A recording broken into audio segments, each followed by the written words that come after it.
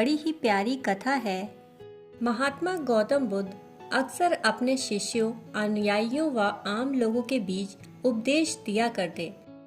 अपने उपदेशों में वे अक्सर लोगों को सच्चाई के मार्ग पर चलने की सीख देते और उन्हें यह बताते कि सुख और शांति से भरा पूरा जीवन कैसे जिया जाए। अपने उपदेशों में वे इन बिंदुओं पर अवश्य ही प्रकाश डालते थे। उनके इन उपदेशों का लोगों के जीवन पर बड़ा गहरा असर होता और उनके बताए मार्ग पर चलने वाले लोगों का कल्याण भी होता था। उन्हें जीवन में सुख और शांति मिलती थी, इसलिए वे जहाँ भी उपदेश देते वहाँ लोगों की काफी भीड़ इकट्ठी हो जाया करती।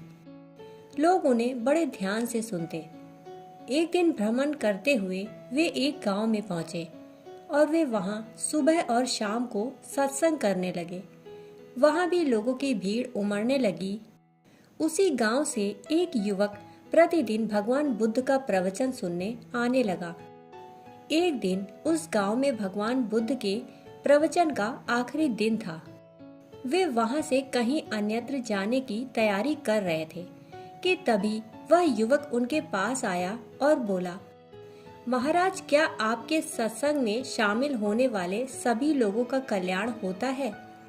भगवान बुद्ध ने कहा, कुछ का होता है और कुछ का नहीं होता।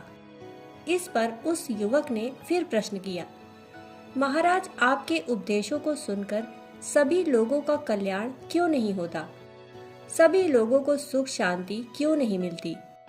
मैंने भी तो कई बार कई स्थानों पर जाकर आपके उपदेशों को सुना है, फिर मेरे जीवन में सुख शांति क्यों नहीं आई? मेरा कल्याण अब तक क्यों नहीं हुआ? भगवान बुद्ध ने उसके द्वारा किए गए प्रश्नों के जवाब में एक प्रश्न पूछा। अगर कोई व्यक्ति तुमसे राजमहल जाने का रास्ता पूछे और तुम्हारे रास्ता बताने के बाद भी वह राजमहल नहीं पहुंच पाए तो तुम क्या करोगे? तब उस युवक ने कहा, प्रभु, मेरा काम तो सिर्फ रास्ता बताने का है। अगर फिर भी वह रास्ता भटक जाता है तो मैं क्या कर सकता हूँ?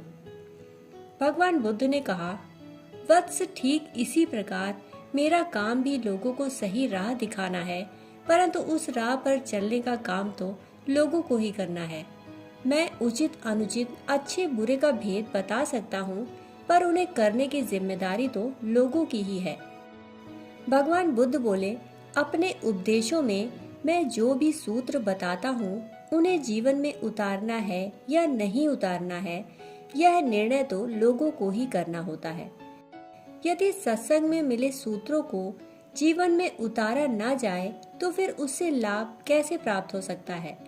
पर हाँ, जो लोग उपदेश में, सत्संग में मिले ज्ञान को, सूत्रों को अपने जीवन में शामिल कर लेते हैं, उन सूत्रों का पालन करने लगते हैं, उनका कल्याण अवश्य ही होता है।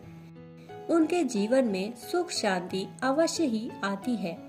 पर जो लोग उन सूत्रों को अपने जीवन में नहीं उतारते, नहीं अपनाते, वे हमेशा दुखी रहते हैं। इस पर उस युवक ने कहा, प्रभु, आपके उपदेश सुनने के बाद मैं उन्हें अपने गृहस्थ जीवन में पालन करने का प्रयास तो करता हूँ, पर मैं वैसा सदाचरण नहीं कर पाता जैसा आपके सत्संग में सुनकर जाता हूँ। मैं उसे पालन करने का प्रयास तो करता हूँ, पर कर नहीं पाता। फिर इसमें मेरा क्या दोष? फिर बताइए, मैं क्या करूँ? भगवान बुद्ध मुस्कुराते हुए बोले, वत्स, यदि प्रयास सच्चा हो और सही दिशा में हो तो उसमें सफलता अवश्य मिलती है। आधे अधूरे मन से किए गए प्रयास निष्फल ही होते हैं।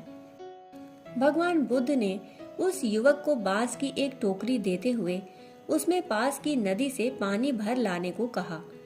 युवक नदी में जाकर उस टोकरी में जल भरता, पर उसे बाहर निकालते ही पूरा जल टोकरी से बाहर निकल आता। भगवान बुद्ध ने कहा, भले ही उसमें जल न भर रहा हो, पर तुम अपना प्रयास जारी रखो। उस युवक ने वैसा ही किया। युवक प्रतिदिन टोकरी में जल भरने का प्रयास करता, पर हर बार असफल ही रहता। कुछ दिनों बाद भगवान बुद्ध ने उससे पूछा, इतने दिनों से टोकरी में लगातार जल डालने से क्या टोकरी में कोई फर्क नजर नहीं आया? तब उस युवक ने कहा, प्रभु, एक फर्क जरूर नजर आया। पहले टोकरी के साथ मिट्टी जमा होती थी, अब वह साफ दिखाई देती है। कोई गंदगी नहीं दिखाई देती और इस टोकरी के छेद पहले जैसे बड़े नहीं रह गए, वे छेद बहुत छोटे हो गए हैं। भगवान बुद्ध ने उसे समझाया, यदि इसी तरह उस बांस की टोकरी को पानी में निरंतर डालते रहोगे तो कुछ दिनों में यह छेद फूलकर बंद हो जाएंगे और टोकरी में पानी भर पाओगे। उस युवक ने वैसा ही किया और पाया कि अब उस टोकरी के छिद्र फूलकर पूरी तरह बंद हो गए और उस टोकरी में जल भी भर गया। उस जल भरी टोकरी को बुद्ध को दिखाते हुए उस युवक ने कहा, प्रभु, आपने सच ही कहा था। देखिए, आज सचमुच ही इस टोकरी में पूरा जल भर गया है। भगवान बुद्ध बोले, वत्स, इसी प्रकार जो निरंतर सत्संग करते हैं और सत्संग में मिले ज्ञान के सूत्रों को अपने जीवन में उतारने का सच्चा प्रयास करते हैं, लगातार प्रयास करते हैं, वे एक दिन उसमें अवश्य ही सफल होते हैं। वे अपने जीवन में उसे उतार पाते हैं और सुखी होते हैं। लगातार सत्संग में शामिल होने से व्यक्ति का मन निर्मल होने लगता है। इस टोकरी के छिद्रों की तरह उसके अवगुणों के छिद्र भरने लगते हैं और उसमें गुणों का जल भरने लगता है, जिससे उसका जीवन सुख और शांति से भर जाता है। दोस्तों, कहानी सुनने के लिए आप सभी का बहुत बहुत आभार।